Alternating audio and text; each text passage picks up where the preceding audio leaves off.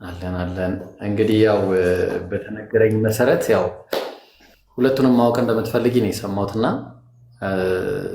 በመጀመሪያ ደረጃ ያው ስለ ክርስትናው አንዳንድ ነገር ልንገርሽና የኢየሱስ ክርስቶስ ትውልድ መጽሐፍ ነው የሚለው ወንጌል አይልም፣ የትውልድ መጽሐፍ ነው። አምላክ ለኢየሱስ የሰጠው ግን የትውልድ መጽሐፍ አይደለም። ተግባባን? ብራዘር እንደዚህ አይነት ጥያቄ እንድትጠያየቁ አይደለም። ስላሴ ላይ ነው። ኦርቶዶክስ መሆን ወደ ስላሴ ሐሳብ ልንገባ ነው። መጀመሪያ ኦርቶዶክስ መሆኑን እንዲያጠራልኝ ስለፈለኩ የሃይማኖት ጸሎት ብልል አይሻልም? ኖ እኔ እንፈልግ ያንን ነው። ሰኞ የሚጸልይ አምላክ ነው። ስለ ምስጢረ ስላሴ ነው የምናወራው። ሁሉን በፈጠረ አንድ አብ ልጅ በሚሆን በእግዚአብሔር በኢየሱስ ክርስቶስ እናምናለን።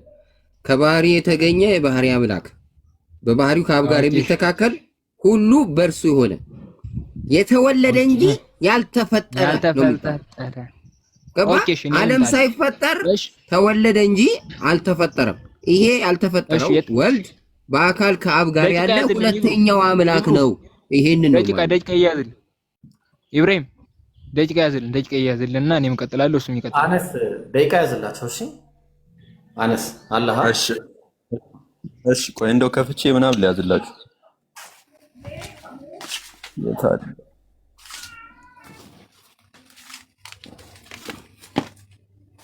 ስንት ይሆንላችሁ?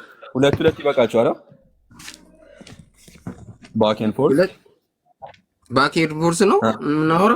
አራት ደቂቃ አድርግል። አራት እንደዛ ከሚራዘም አንድ ሰው እያወራ በሁለት ደቂቃ ይቀያየርላችኋል፣ ተራ በተራ ማለት ነው። አንድ ሰው እሺ፣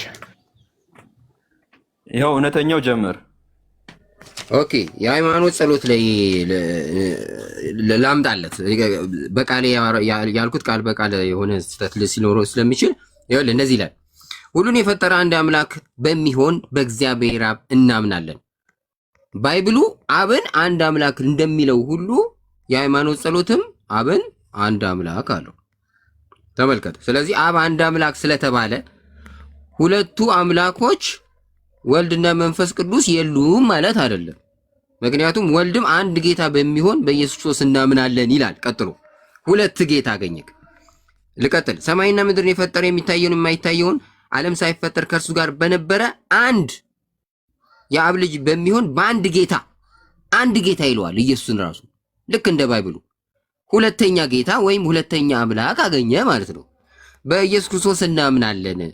ከብርሃን የተገኘ ብርሃን ከእውነተኛ አምላክ የተገኘ እውነተኛ አምላክ ነው። ሁለት አምላክ አገኘ። የተወለደ እንጂ ያልተፈጠረ ነው።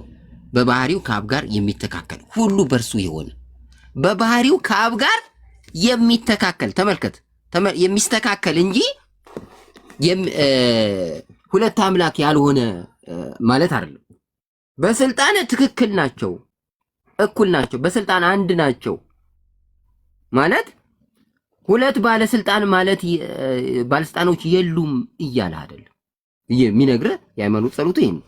በስልጣን የተካከሉ እኩል የሆኑ ሁለት አምላኮች አሉ። አንደኛው አብ ይባላል፣ ሁለተኛው ወልድ ይባላል ነው የሚለው። ኦኬ መቀጠል ትችላለህ። ስፔስ። እሺ አመሰግናለሁ። ደቂቃ መጀመር ትችላለህ እንባል። እሺ እንግዲህ ራስ ባነሳው ነጥብ ላይ እንሂድበት። ምንድን ነው ያልክ? ሰማይና ምድርን በፈጠረ በአንድ ጌታ በኢየሱስ ክርስቶስ እናምናለን ከሚል ውዳሴ ማርያም ላይ ይዘመተህ እሺ ሰማይና ምድርን የፈጠረው ማን ነው የሚል መጀመሪያ ላይ ይደስተ ማለት ነው።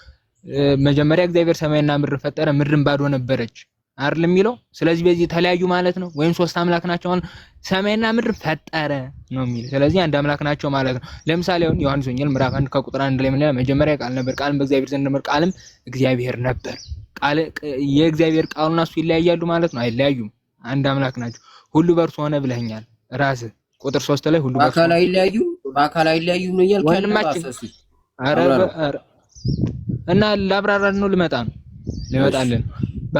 በአካል የተለያዩ ሲጀመር ሶስት ናቸው ስንል ማለት ነው ፈጣሪን ቁጥር አይገድበውም። ይሄንን ማመን አለብህ። አንድ ነው ስንል ማለት ነው ባህሪውን ነው እንጂ እንትኑን አይደለም። አንተ ግን ምንድነው አሁን ለምሳሌ ትንቢተ ኢሳይያስ ምዕራፍ 48 ከቁጥር 3 ወራ 13 ይመስለኛል ነው የእግዚአብሔር መንፈስ ይላል። መንፈሱና እግዚአብሔር ይለያያሉ ማለት ነው። ለዚህም መልስ ፈልጋለሁ። ሁለተኛ ደግሞ ቃሉና የእግዚአብሔር ቃሉና እሱ የእግዚአብሔር ቃልና እሱ ይለያያሉ ማለት ነው። ሲጀመር ራሱ እግዚአብሔር ነው። በስጋ ለብሶ የመጣው። ቁጥር 14 የሚለው ምን ይላል መሰለ? ቃል ስጋ ሆነ። ስለዚህ ከዚህ ላይ አንድነታቸውን ይገልጻል። እሺ ዮሐንስ ወንጌል ምዕራፍ 10 ከቁጥር 30 ላይ ምን ብሏል? እኔና አብ አንድ ነን። ከዚህ ላይ አንድነታቸውን እየገለጸ ነው። አንተ ግን የተለያዩ ናቸው፣ በአካል የተለያዩ ናቸው። እስኪ አሁን አንተን አንድ ጥያቄ ልጠይቅ። አንተ ማታ እራትን የበላኸው እንጀራ ማለቴ እራትን የበላኸው ምግብ፣ እስኪ ለዚህ እስኪ ምላሽ ስጠኝ ወንድማችን፣ ለዚህ ምላሽ ስጠኝ። እራትን የበላኸው ምግብ እራት ነው እንጂ የበላው ምግብ አልበላህም ማለት በልቻለሁ እንጂ። አየህ ሁለት እንትን አረካቸው። አንተም እንደዚህ አይነት ነገር እያመጣ ከዚህ ለሰዎች የተለያየ እንትን ሁሉ በእርሱ ሆነ። በማን? በክርስቶስ በስጋ ተገልጦ በመጣው አምላካችን ሁሉ በእርሱ ነው ይሆን። ይሄን ማመን አለ። ቢያንሳት አምስት ጀምር አንተ ክርስቲያን አይደለህም። ሰማይና ምድርን በፈጠረ በእሱ በአንድ ጌታ በኢየሱስ ክርስቶስ እናምናለን በሚለው ርዕስ ስለመጣ ማለት ነው እኮ። አሁን አንተ እኮ ሶስት አካል መኖሩን እኮ ነው እየካድክ ያለው ነው። እኔ አልካድኩም። የትነትን መሽካድኩኝ እኔ ሶስት አካል አድምጠኝ ስፔስ ቆይ አይደለም የምር እውነተኛውም ትመቸኛለህ። አሁን አልዋሽህም። ደስ የሚለው ሶሎሞን አትግባ፣ በተራ ትገባለህ። ስፔስን ልጠይቀው። አሁን እያወራሁልህ ያለሁትኝ አብ ወልድም ከአብ እኩል የሆነ ሌላኛው አምላክ ነው እያልኩ ያለሁት። አንተ ወልድ የሚባል አምላክ የለም ነው እያልክ ያለው እሱ ማለት ነው። ኦኬ እሺ፣ ልመልስ። ቆይ እስኪ በመጀመሪያ እግዚአብሔር ሰማይና ምድርን ፈጠረ ነው ፈጠሩት ነው የሚለው? ኦኬ አሃ ፈጠረ ስለሚል ቆይ ሰሎሞን ምን ታርጉት እስቲ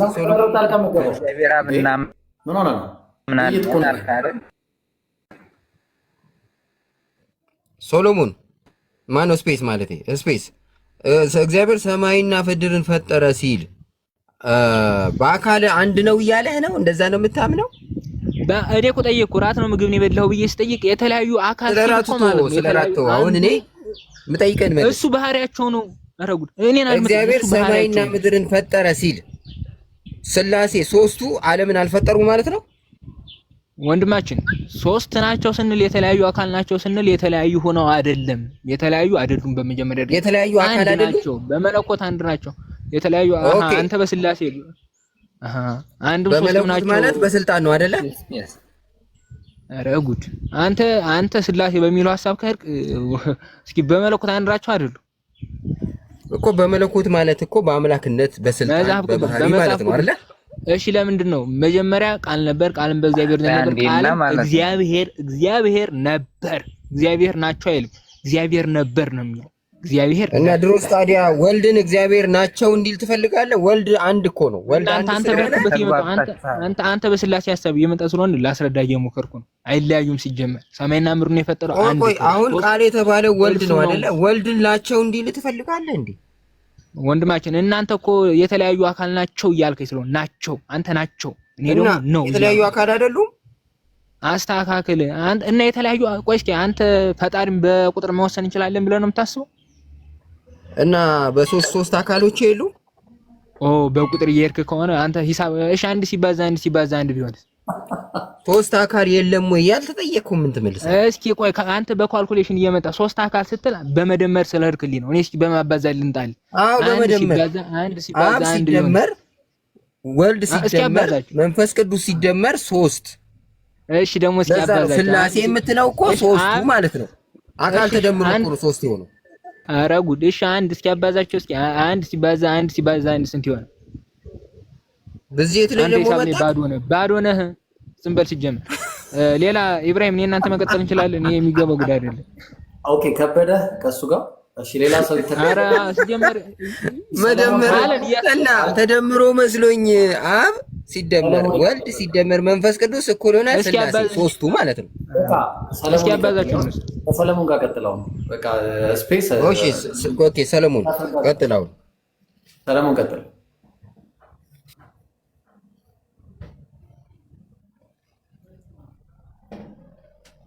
አለ።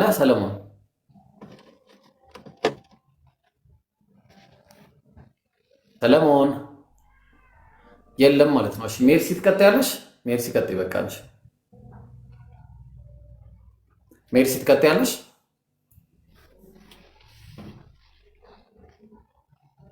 ኦኬ ስለዚህ እርስ በርሳቸው ያው ዛሬ እንግዲህ እንደምታዩት ነው፣ አነስ እንደምታዩት ነው። ዛሬ መስማማት አልተቻለም። ስላሴ ሶስት አምላኮች እንደሆነ የሚያምን አለ፣ ሶስት አምላክ አይደሉም ያምናሉ እኮ ግን አንልም ስለተባለ የሉም የሚል ትርጉም ሰጡት። ይኸውልህ የሉም አንልም ማለት የሉም ማለት አይደለም። ስለዚህ አሁን ሶስት የሉም አምላክ ሲሉት ተምታታባቸው፣ ሊያስረዱ ሲሉ ይምታታባቸዋል። መውጫው ያጣሉ። በቃ ቀጥታው እሺ እውነተኛው እስኪ አንተ እሺ ለምን ፈጠሩ አልተባለም? መልስልኝ። መጀመሪያ እግዚአብሔር ፈጠሩ የሚል ላምጣለ ፈጠረ። እስኪ ፈጠረ መጀመሪያው ላይ እስኪ መጀመሪያ እግዚአብሔር ሰማይና ምድር ፈጠረ ነው ፈጠሩ ነው የሚል የመጀመሪያው ላይ ፈጠረ ይለዋል። ለምን አንድ አምላክ ሶስቱ አምላኮች አንድ አምላክ ስለሆኑ ፈጠረ ይለዋል። እንደገና እያንዳንዳቸው ደግሞ አምላክ መሆናቸው ሊያስረዳክ ሰውን በመልካችን እንደ ምሳሌያችን እንፍጠር አሉ ይላል። ስለዚህ ሶስት ፈጣሪዎች አሉ። ይሄንን ክደት እኮ ነው የማስተልክ። አንተ ኦርቶዶክስ አይደለህም።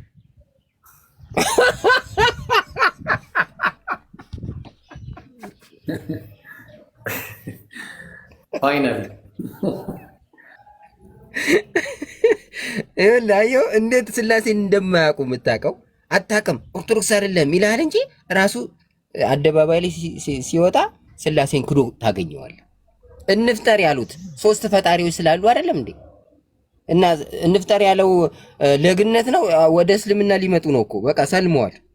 ኢብሩ ምን አገ ለምን ፈጠር አለ? ለምን እንፍጠር ሲል ግነት ነው ለነሱ ግነት ነው። ግነት ከሆነ ሙስሊም ሆናችኋል። በቃ ደህናው ነው። እናንተ ናችሁ እንጂ ሙስሊም ሆናችሁት። እኔ ኦርቶዶክስ ነኝ። እውነተኛውን ኢየሱስ ማመልክ ነኝ። ከአብ እኩል የሆነው እውነታው ዛሬ የተረዳነው ነገር ሶስት አምላክን የምታመልክ ቤተክርስቲያን ኦርቶዶክስ ቤተክርስቲያን እንዳለችና አይደለም። አረሱ የሱ ወንድማችን ኢብራሂም የሱ አመለካከት ለምን አንድ ከሱ እሺ እንፍጠር ማለት ማለት ነው። ከሱ ጫለ ያለ ሰው አለ። እስኪ ያለ ሰው አለ። እስቲ ክፈትለት፣ የቅድሙን አናዘር ጋር የሚለውን ክፈትለት፣ ወይ ደግሞ እስቲ ምንድን ነው እስቲ ሃይማኖት አቦን ምን እስቲ ዙም አውት አድርገውና አሳየውና አንብብለት። ሶስት ጌቶች ያለውንም አምጣለት። ፈጣሪያችን ያለመለየት ሶስት ነው። አንድ ጌታ መጽሐፍ ቅዱስ ላይ ደግሞ አንድ ጌታ የሚል አለ። መጽሐፍ ቅዱስ ላይ አንድ ጌታ የሚል አለ። ቆይ ብራዘር ያለመለየት አንዴ እዚህ ጋር ይታያል። ሃይማኖት አቦ ፈጣሪያችን ያለመለያየት ሶስት ነው ይላል። ስንት ነው? እስቲ በትልቁ አድርገው። ትልቁ ላይ እኮ ነው። አይ እንዲሰፋ አድርገው እስቲ። ያው በቃ እኮ ግልጽ እኮ ነው። ያለመለያየት ሶስት ትሪ ፈጣሪ ሶስት ነው እያለ ነው። ሶስት ከሱ ላይ እኮ ሶስት ነው ሲል ኧረ በመድኃኒዓለም ልንግባባ አልቻልንም። ሲጀምር ቀላል ነው። ሶስት ሲል የተገለጡበትን ለመግለጽ ነው እንጂ ሌላ አይደለም። እሺ እዛ ጋር ዘፍጥረት 1:26 ላይ እግዚአብሔር ማለት ሰውን በመልካችን እንደ ምሳሌያችን እንፍጠር አለ አይደለም? እንፍጠር ማንና ማን ናቸው እንፍጠር ያሉት? እንፍጠር የተባሉት ነው። ማንና ማን ናቸው እንፍጠር የተባባሉት? እንፍጠር ያለው ነው እኮ ማንና ማን ናቸው? ከማን ጋር ነው አብ የሚያወራው? እንፍጠር ያለው አብ አይደለም። አብ ወልድ መንፈስ አንድ ናቸው ሲጀምር እነሱ ማንና ማን ናቸው እንፍጠር የተባባሉት? እግዚአብሔር ብለው ራ በመጀመሪያ ድሬ እና ምንድነው ያልኩት እኮ እንፍጠር የተባባሉት ማንና ማን ናቸው? እንፍጠር የተባባሉት ማንና ማን ናቸው ነው። እኔ ልመልስልህ። አንዴ ሜርሲ አንዴ እሱ ይመልስልኝና ከዛ ትቀጥያለሽ። ማንና ማን ናቸው? ስፔስ በፊት ለፈጠረው ፍጥረት ነው እየተናገረ ያለ። ማንና ማን ናቸው? ግነት ነው ብዜት ነው ነገር እንዴ? እንፍጠር ያለው በፊት ፈጥሮ የፈጠረው ፍጥረት የለም። ለነሱ ነው እየተናገረ። እንፍጠር የሚለው ብዜት ነው ግነት ነው? ኧረ በመድኃኒዓለም እና እየመለስኩልህ እኮ ነው። እንመልስልህ እንትን በፊት የፈጠረው ፍጥረት ነበር። በፊት የፈጠረው ወይኔ በፊት በኋላ የፈጠረው ብዬ ጠይቄያለሁ። እንፍጠር የሚለው ቃል ብዜት ነው ወይስ ግነት ነው? እንፍጠር ማለት ነው። ብዜት ነው ወይስ ግነት ነው? እሱ ነው አልገባኝ። ጥያቄ ሲጀምር እሺ እንፍጠር ሲባል ስንት ናቸው? ከአንድ በላይ ነው አይደለ? እንፍጠር ያለ በፊት ለፈጠረው ፍጥረት እስካሁን እናንተም ፈጥር ነው። ኧረ ቆይ በቃ ኧረ ስፔስ እንዴ አንተ በእንትን ራሱ አሞቅም እንዴ? ምን ሆነ ነው? ማገዶ ራሱ አሞቅም። ሜርሲ ቀጥይ አንቺ።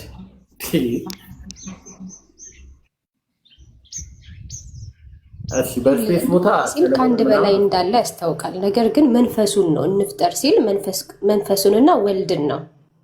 ቆይ አንድ ገባኝ። ስለዚህ አሁን ሶስት ፈጣሪዎች እንዳሉ ነው አይደል የሚያሳየው አይደል? ሶስት ፈጣሪ የለም፣ አንድ ፈጣሪ አንድ ጌታ ነው ያለው እኮ። እንፍጠር የሚሉት ስንት ናቸው? ምን ሊያደርጉ ነው እንፍጠር የሚሉት? መንፈስ ቅዱስን ምን በሶስት አካል አታምንም ሜርሲ? በኦርቶዶክስ በሶስት አካል ታምኛለሽ? ጠይቃት እስቲ መጀመሪያ። ቆይ አንዴ ሶስትማ ነው ብላለች። ቆይ ሜርሲ ሶስቱ እንፍጠር እያሉ ነው ወይስ አይደለም? እዚህ ጋር yes ታዲያ ስንት ነው እንፍጠር የሚለው? ሶስት ነው እኮ እያሉ ነው። እንፍጠር እያለ ነው እግዚአብሔር። እንፍጠር እያለ ነው። ሶስቱ ሳይሆኑ አንድ ነው የፈጠረው። ሶስት አይደሉም የፈጠሩት። አዎ ግን ይኸውልህ እግዚአብሔር ሲፈጥር ማለት ነው በእጁ በምናምን አይደለም የፈጠረው፣ በቃሉ ነው አይደል የፈጠረው? አላልኩኝም፣ እንደዛ አላልኩኝም። ሶስት አልፈጠሩም፣ ግን አንድ ብቻ ነው የፈጠረው። መርሲ አንዴ ልመልስለት። ከእውነተኛው ጋር ማውርተን ስለነበር ሶስት ነው የፈጠሩት። አምጎል ሶስቱ ብቻ ናቸው፣ አንዱ ብቻ ነው የፈጠረው።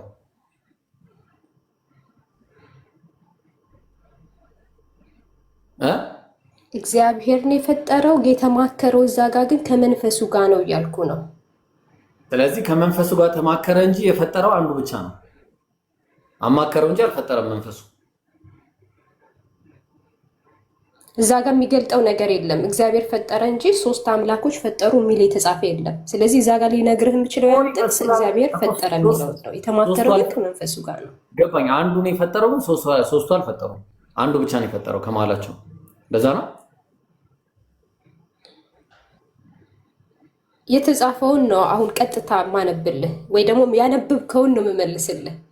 በመጀመሪያ ደረጃ ይቅርታ አድርጉልኝና እስካሁን እንደዚህ አይነት አካሄድ ለሄድንበት ምንድነው የሄድነው አካሄድ ግልጽ ለማድረግ ነው። እስካሁን ድረስ ስላሴ የሚባለው ነገር ምንም እኔ ጣልቃ የሚገባ ሰው ወደም ይቅርታ አድርግልኝ። አንዴ ቆይ ልጨርስ። ለዚህ ውለታ ስላሴ በሰማይም በምድር ይክፈሉ። ኢብራሂም ስላሴ የሚባል ነገር የለም። ከይቅርታ ጋር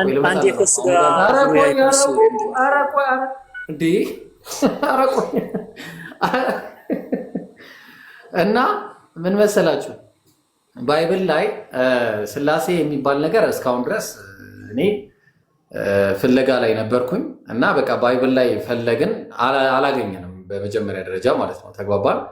ስለዚህ አብ ወልድ መንፈስ ቅዱስ ኢብሮ አንድ ነገር ልበልክ አይደለም፣ ባታምንበትም በትክክል በመተርጎም ብቻ ከእግዚአብሔር ዘንድ ዋጋ አለ። አላላ ብለህ እንዴ አክብሬ ይሄ ሁሉ ሰዓት ሰጥቼ ምን ሆነ ነው? እሺ አሁን ምንድን ነው በመጀመሪያ ደረጃ አንድ መናገር ያለብን ነገርና ማወቅ ያለባችሁ ነገር ክርስቲያኖች ካላችሁ እዚህ ጋር አብ ወልድ መንፈስ ቅዱስ አንድ አምላክ የሚል ነገር ባይብል ላይ የለም ነው እላችሁ። የለም። አብም አንድ አምላክ አብ አለ ነው የሚለው በቃ ባይብል ላይ። ይሄንን መሞገት እችላለሁ የሚል ክርስቲያን ካለ፣ ከዛ በተረፈ ኢየሱስን የሚያመልክ ካለ ፍጡር ነው የሚያመልከው።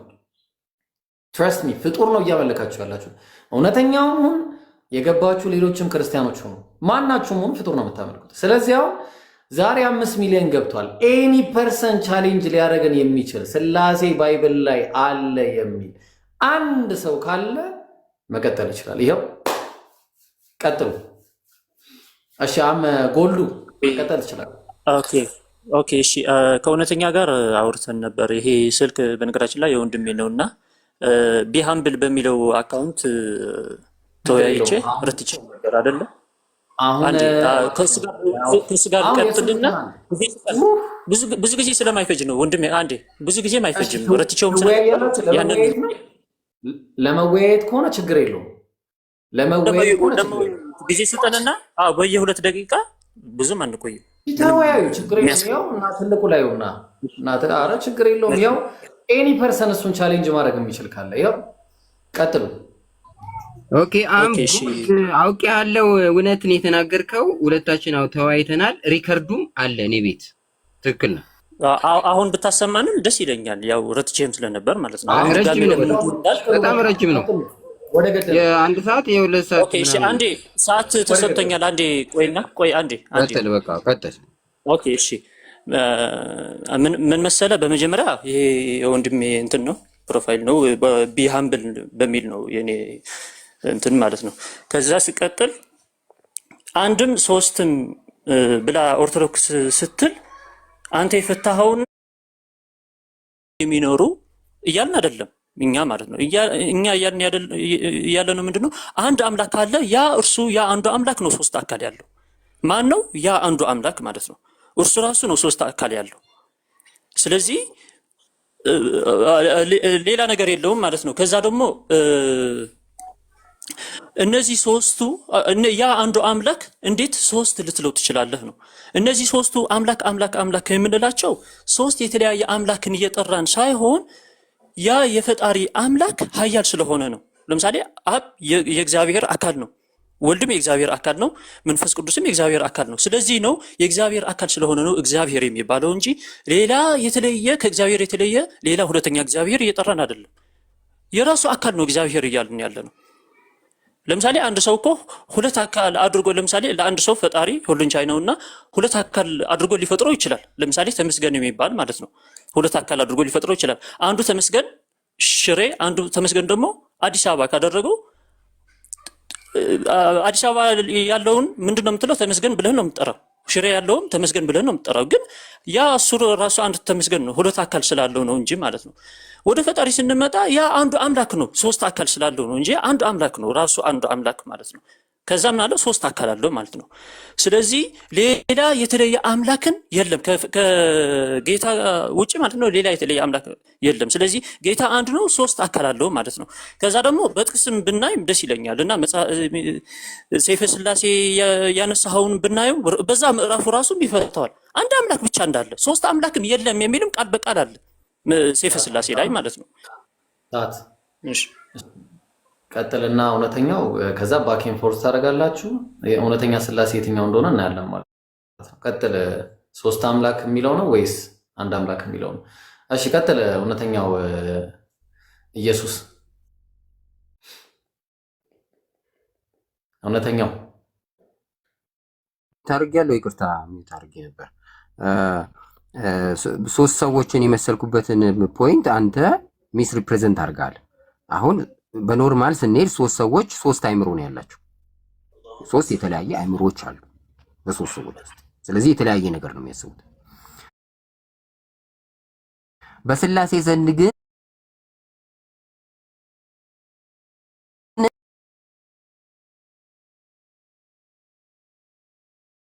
ማንነት ነው ያለው። አዎ ችግር የለውም። አዎ እንደሱ ነው የምናደርገው። ችግር የለውም። በደቂቃ አይደለም፣ ችግር የለውም። እና ሶስት አምላክ የማይባልበትን ምክንያት ዋናው ወደሱን ብንመጣ ደስ ይለኛል። ምክንያቱም ስለ አንድ አምላክነት አንተም ታምናለህ እኔም አምናለሁ ማለት ነው። አንድ አምላክ እንዳለ ማለት ነው። እነዚህ ሶስት አካሎች ሶስት አማልክት ይባላሉ ወይንስ አይባልም ወደሚለው ነው ዋና እሱ ነው የሚለያየን። ስለዚህ እዛ ላይ ብናወራ ደስ ይለኛል ማለት ነው። ሶስት አምላክ የለም፣ ሶስት አምላክ የለም። ይህንን እኔ ሳይሆን የምለው አባቶችም ይሉታል። በምሳሌ ምናምን ሳይሆን ቃል በቃል ማለት ነው። ሶስት አካል እንጂ ሶስት አምላክ አንልም ይላሉ ማለት ነው። ከየት አመጣሁ ካልከኝ ሰይፈ ስላሴ ራሱ ይናገራል ማለት ነው። እና አንድ አምላክ ብቻ ነው ያለው። እነዚህ ሶስቱ አምላክ የሚባሉት እነዚህ ሶስቱ አካል አምላክ የሚባሉት የእግዚአብሔር አካል ስለሆነ ነው። እርሱ ራሱ አንዱ አምላክ ሶስት አካል አለው። ስለዚህ አንዱ አምላክ የራሱ ስለሆነ እግዚአብሔር ትለዋለህ። እሺ እየሰማኝ ነው። ችግር ሊያቋርጠኝ ይችላል። ችግር የለውም። የሆነ ሀሳብ ካለው ከተሳሳትኩኝ ሊያቋርጠኝ ይችላል። ችግር የለውም። ገባኝ። ሊያቋርጠኝ ይችላል። ገብቶሃል አይደል? ችግር የለውም። እሺ ኦኬ እሺ ኦኬ ሶስት አምላክ ነው ያለው ወይንስ አንድ አምላክ የሚለው እስኪ ቶሎ መልስልኝና እኔ እጠይቅሃለሁ። ጥያቄና መልስ ስለሆነ ማለት ነው። ኦኬ መጀመሪያ ሰዓት ስጠውና 2 ደቂቃ በ2 ደቂቃ ይጠይቅ እሱ። እሺ ሰዓት ስጡትና በ2 ደቂቃ እሱ ይጠይቃል። ከዛ በ2 ደቂቃ ደግሞ እሱ ብቻ ይጠይቃል። አንተ አሁን ጠያቂ ብቻ ነው። ጥያቄ 2 ደቂቃ ላይ ሞላ ይችላል፣ አጭር ስለሚሆን መልስ ነው ብዙ ጊዜ የሚረዝም፣ ግን ከረዘመበት ችግር የለውም። እሺ ችግር የለውም። አይ ባጭሩ ነው እንትን የምለው አንደኛ ነገር በኦርቶዶክስ 3 አምላክ እንደማይባል ካሳየሁ ታምናለህ ወይንስ አታምንም? በመጀመሪያ እንትን ከማለቴ በፊት ማለት ነው ይህንን መልስልኝ። 3 አምላክ አይባልም ብለው አንልም የሚለው ትርጉም እኔ የሚረዳው አንተ የሉም በሚለው ትርጉም አይደለም የሚረዳው።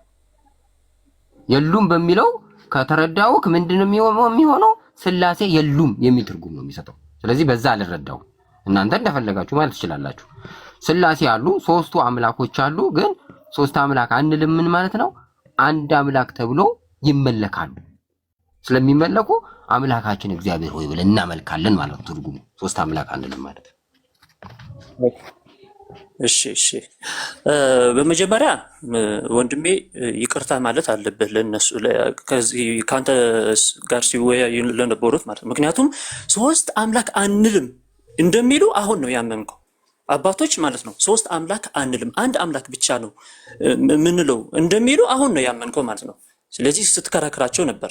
ከዛ ታምናለህ ወይንስ አታምንም ስልህ አይ እኔ የምረዳውን ይህንን ነው የምትለው እንጂ ቃሉ ይህንን ነው የሚለው። አባቶችም ይህንን ሲያብራሩት ያላልኩትን አልካትም ወንድሜ ችግር የለም። እዚህ ጋር ብዙ ምስክሮች አሉ።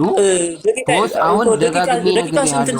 አንተ አሁን የመጣኸው ቆይ ወንድሜ 3 አምላክ አንልም ማለት 3 አምላኮች የሉም የሚል ትርጉም የለውም።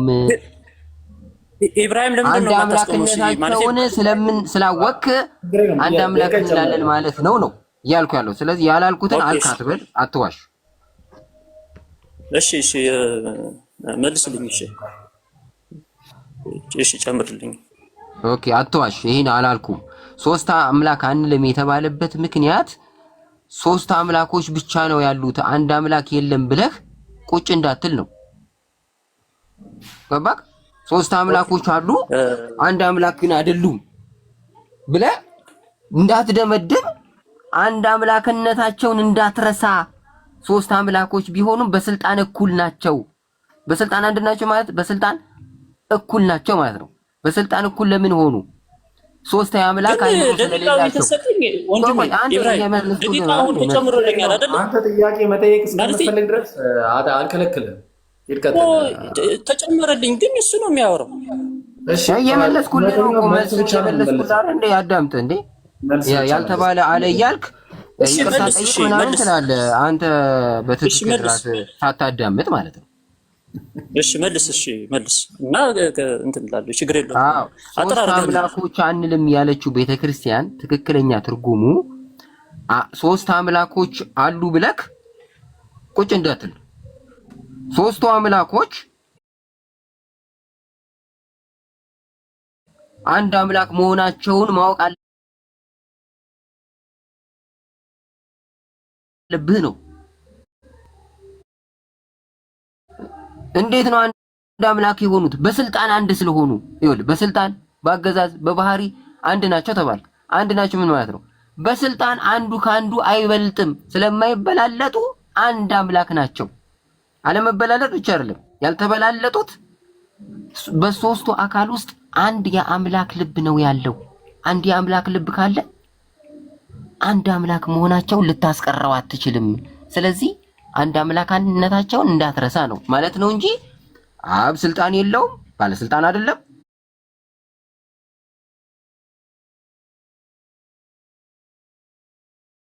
ወልድ ባለስልጣን አይደለም። መንፈስ ቅዱስ ባለስልጣን አይደለም፣ ወይም አምላክ አይደለም የሚል ትርጉም የለውም ነው እያልኩ ያለው። ስለዚህ ያልኩትን በደንብ አዳምጥ።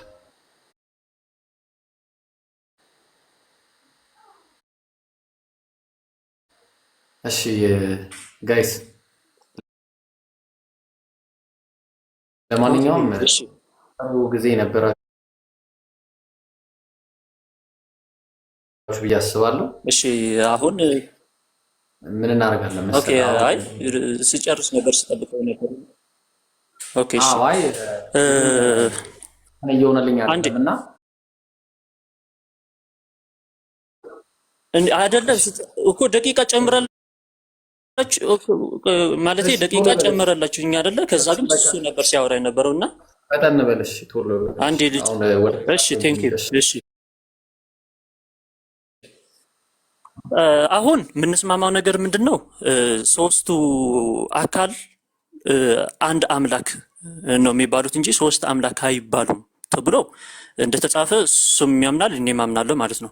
እነዚህ ሶስት አካል ሶስት አማልክት ይባላሉ ተብሎ በመጽሐፍ ቅዱስም ይሁን በሰይፈ ሥላሴም ይሁን በሌሎች የአባቶች አስተምሮ እነዚህ ሶስቱ አካል ሶስት አማልክት ናቸው ያለ አንድ አባት ካለ አምጣልኝ ማለት ነው። አንድ አምላክ ነው የሚባሉት እንጂ ሶስት አምላክ አይባሉም እንደተባለ አንተም ታምናለህ እኔም አምናለሁ። እነዚህ ሶስት አካሎች ሶስት አማልክት ናቸው ብሎ ያስተማረ ካለ ደግሞ ታመጣልኛለህ ማለት ነው። ከይቅርታ ጋር አባት ጭራሽ ሶስት አምላክ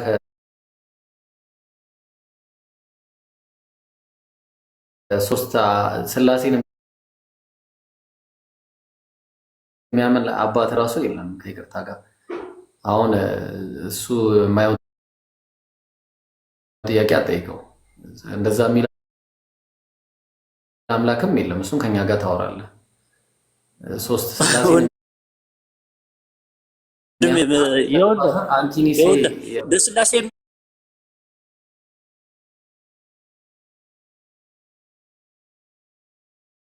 የሚያምን አባት የለም ነው ያልከኝ ያለው አይደለ?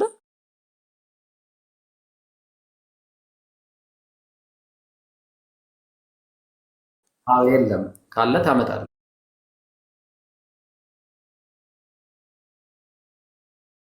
ከቸርች ፋዘርስ ወደ ኋላ ማለት ነው ኤርሊ ቸርች ፋዘርስ ከሚባሉት አንቲኒሴ ከነሱ ታመጣለህ ማለት እኮ። እሺ ካንተ ጋር በማስረጃ ነው የማወራው፣ ችግር የለውም። እሱ ይጨርስና ካንተ ጋር በማስረጃ ከአምስት በታች ካመጣሁኝ ይቀጣለሁ ማለት ነው። እሺ ቀጥል። እውነተኛ አንድ ጊዜ በጣም ይቅርታ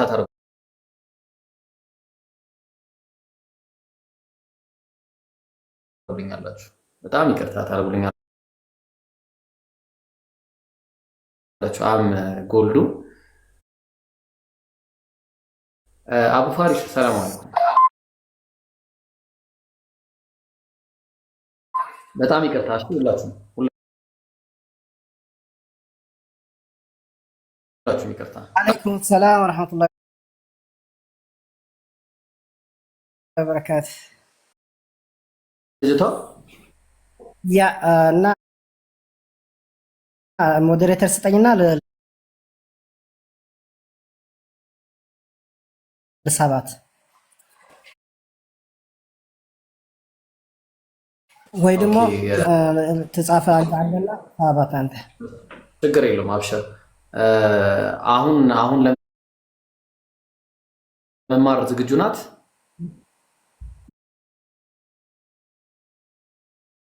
ያ ችግር የላትም ትሰማለች ኢንሻአላህ። እሺ ለማንኛውም እንዲህ እናደርጋለን ማለት ነው። ኦኬ ማን ወጣው? አንዳንድ ጻፊ ይስብሻል። የምስራች ቁጥር ጻፊ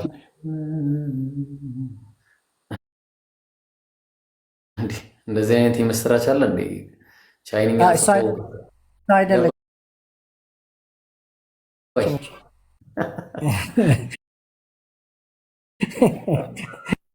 ኮመንት ላይ ማለት እንትን አይደለም፣ ፌር አይደለም፣ እየተሳደቡ ነው። ስለዚህ ኮመንት ላይ አትሳደቡ። ስድብ ካለ ሙስሊምም ክርስቲያንም ከሆነ መውቱት። ስድብ ከሆነ እኔን የሚሳደብ ከሆነ ችግር የለውም። እሺ መሰላችሁ አምጎሉ እና እውነተኛው ጥሩ ጊዜ ነበራችሁ። እሷ ጋር እንቀጥላለን። ቀጥሉ እናንተ ሂዱ። እሺ ጎል ሰላም ነው ወገኖች። ሰላም አባቶች አናዘር ጋድ ማለት ይቻላል? አንድ ሰው ኦርቶዶክስ ትሪኒታሪያን እያመነ አናዘር ጋድ ማለት ይችላል? አናዘር ጋድ ብሎ ማመን ይችላል ኢየሱስ ክርስቶስን? ኦኬ፣ እንደ የፍቺው ነው። ለዚህ ነው እና እያልኩ ያለው ጎልድ እያልኩ ያለሁት አናዘር ፐርሰን አይደለም።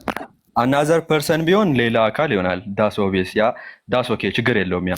ነገር ግን ጥያቄው አናዘር ጋድ ማለት ሌላ አምላክ ማለት ይችላል ወይ እኮ የመለስኩልን ነው። እና አንዲ ስማኝ፣ የመለስኩልን ነው። አናዘር ጋድ ያለበትን ምክንያት እያልኩህ ነው። አካልን አስመልክቶ ነው። ምክንያቱም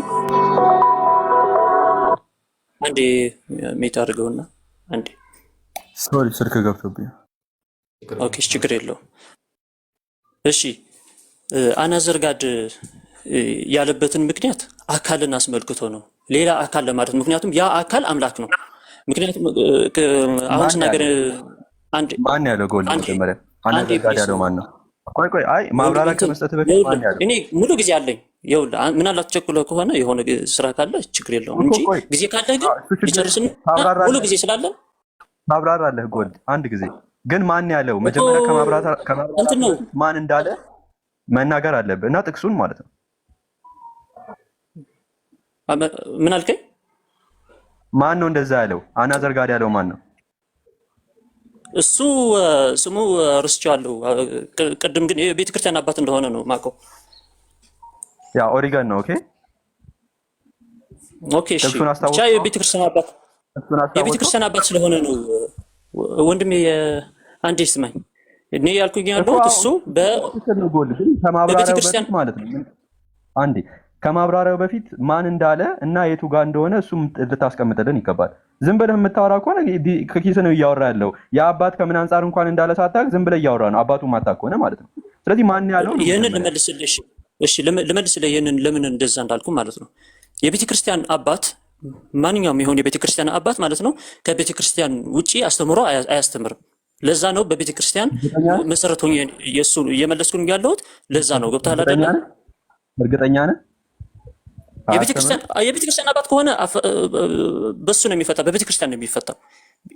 ቤተ ክርስቲያን መልስ አለ አይደል? አያስተምርም? እርግጠኛ ነህ? አያስተምርም? እርግጠኛ ነህ?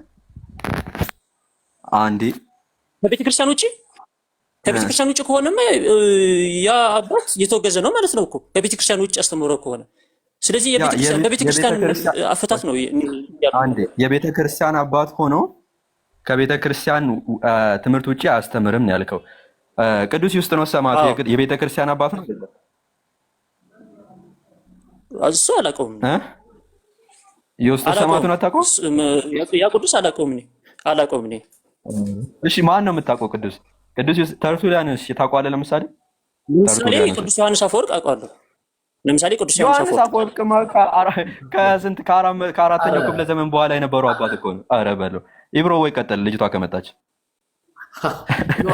አራተኛ ክፍለ ዘመን ጋር እስኪ ለምሳሌ ቅዱስ ዮሐንስ አፈወርቅ ስልህ አራተኛ ክፍለ ዘመን መሆኑ ምንድን ነው እዚህ እንትን የሚያገናኘው? አራተኛ ክፍለ ዘመን ቅዱስ የለም? አራተኛ ክፍለ ዘመን ያ እሱማ ቅዱስ አለ እነ አትናቴዎስ ግሪጎሮፍ አንዴ ቆይ እነሱ ምንድን ነው? ኧረ አንዴ አታምጥ እባክህ። እነሱ የመጡት ከምንድን ነው? ከኒቂያ ጉባኤ በኋላ የመጡ አባቶች ናቸው።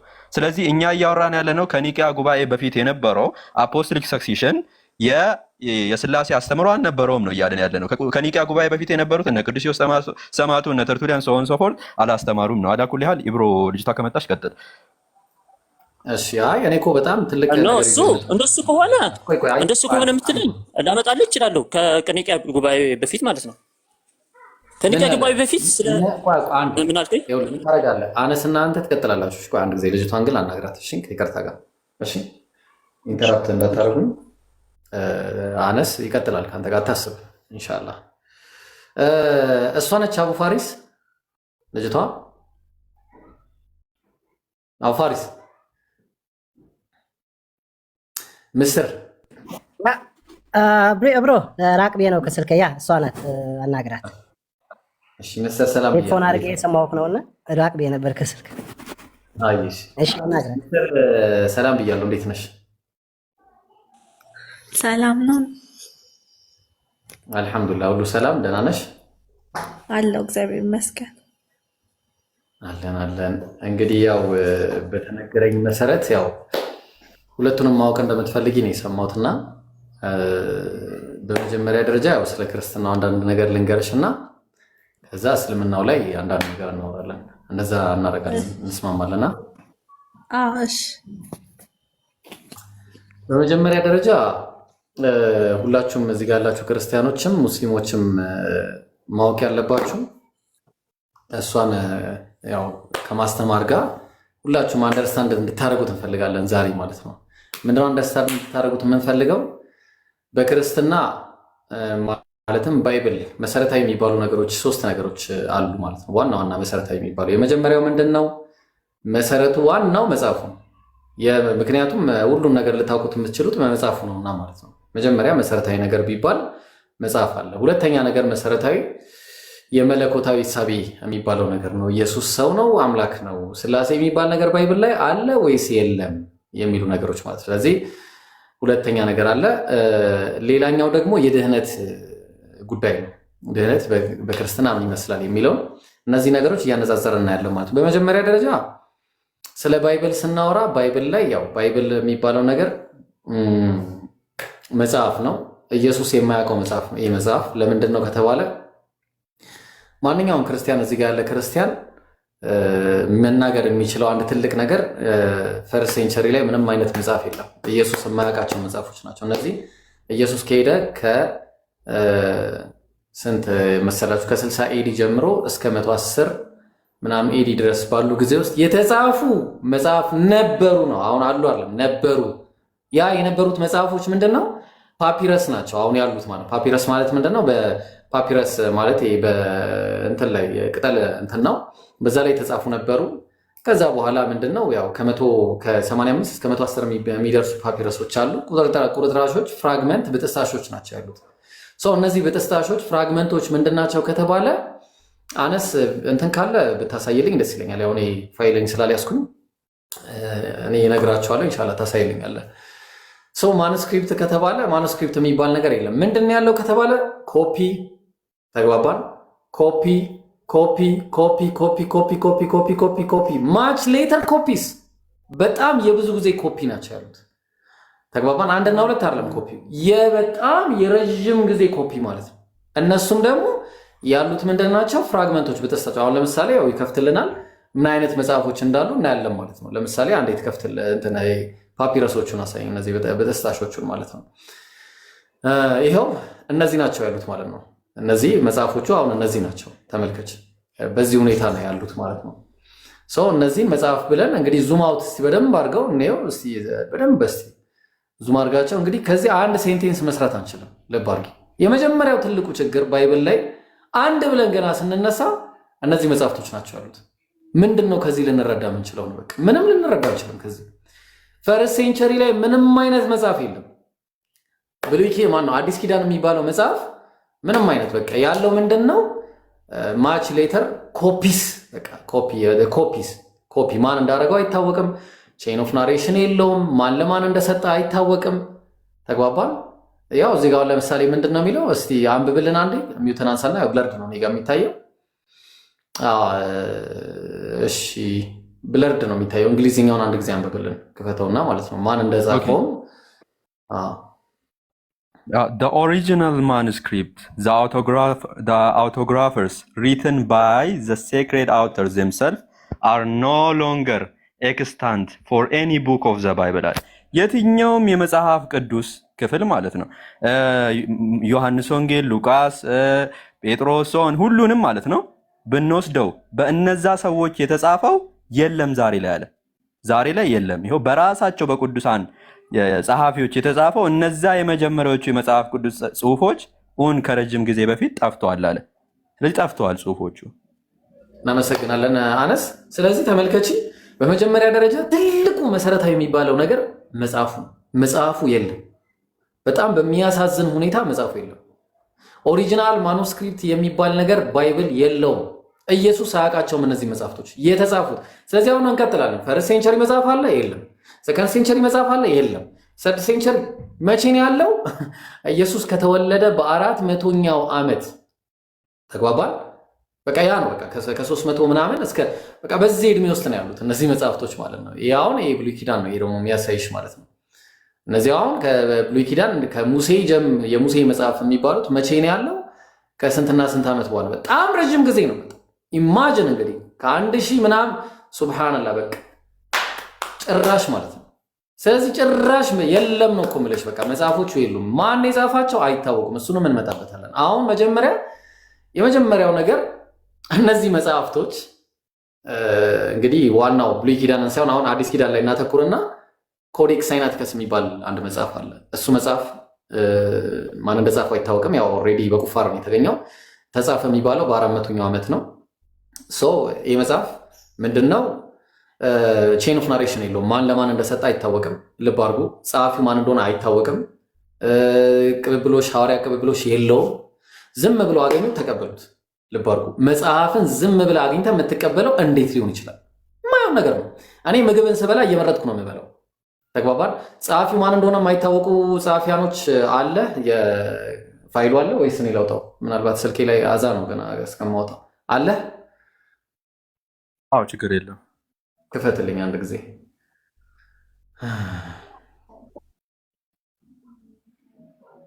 የአማርኛ የአዲስ ኪዳን ነው የብሉይ ኪዳንም ምናምን እንዳለ በቃ አዲስ ኪዳንም ብሉይ አንድ ላይ የያዘው ማለት ነው። አይታወቅም እንዳለ ማለት ነው። እኔ ታብሌቴ ታሽጎበታል።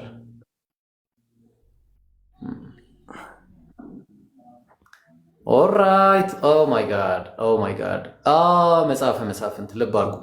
ያው የመጽሐፍ ቅዱስ መዝገበ ቃላት የኢትዮጵያ መጽሐፍ ቅዱስ ማህበር ኦኬ፣ የኢትዮጵያ መጽሐፍ ቅዱስ ማህበር ያዘጋጀው መጽሐፍ ነው። እውቅና ያለው መጽሐፍ ነው። እስቲ እንጀምር።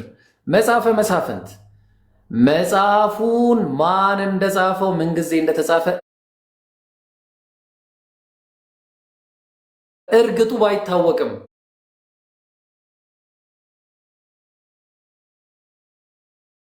አይታወቅም። ሁለተኛ ቀጥል። ስለዚህ መጽሐፈ መሳፍንት ጻፈ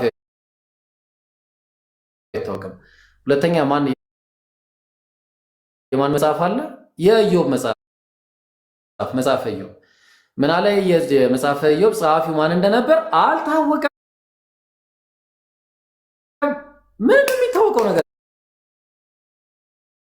የለም። ኦኬ ቀጥልልኝ። ሌላ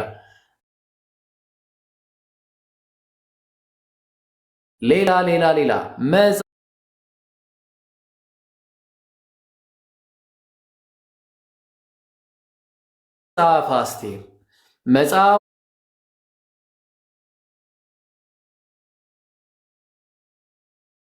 መጽሐፉን የጻፈው ማን እንደሆነ አይታወቅም።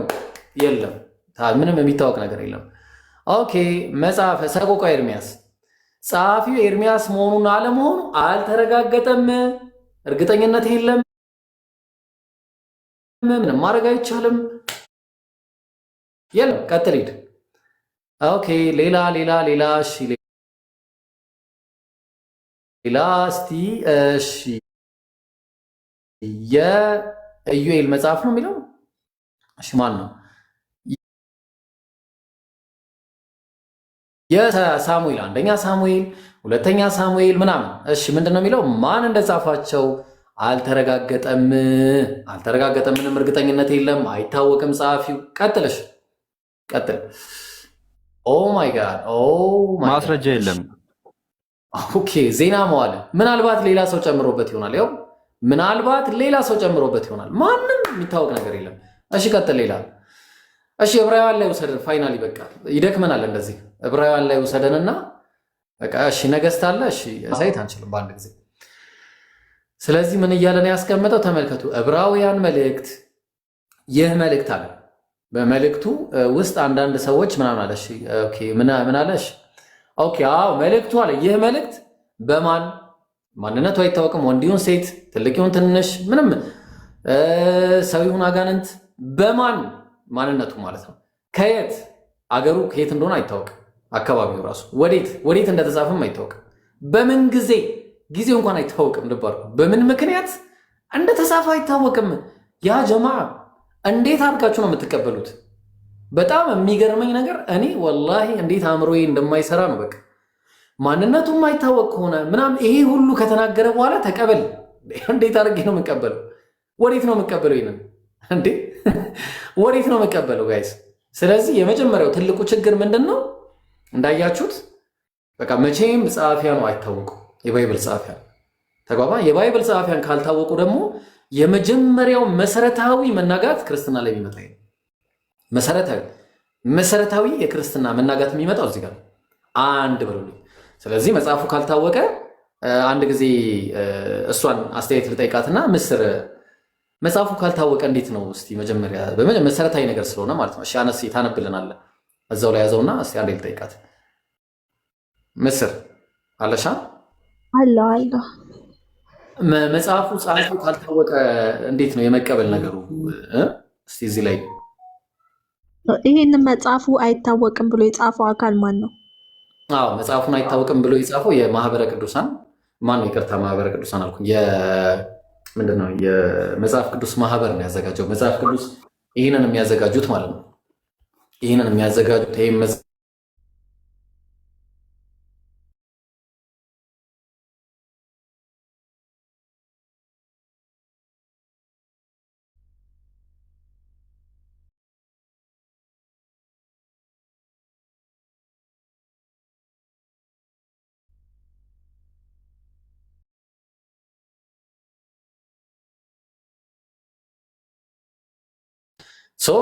እንደማይታወቅ ግልጽ ነው። አሁን ለምሳሌ የዕብራውያን ጸሐፊ ማንንም ብትጠይቂ መልስ የለውም። በቃ ወዴት ሄደች ልጅቷ? ወይ ሽጋው ኢንተርኔት አወረዳት እንዴ? አነስስ ወዴት ሄደ? ላክላት እንደገና። እሺ የት ሄደች ልጅቷ? ላክላት እንደገና። እሺ አላገኘኋትም። ቁጥር ታሳይ፣ ቁጥር አሳይ። እሺ እንዴ ምን አይነት ኔትወርክ ነው? የምስራች አንድ ጻፊ ኔትወርክ ችግር ነው እንዴ? በአንድ ጊዜ ሁለት ሰው እኮ ነው የነቀለው።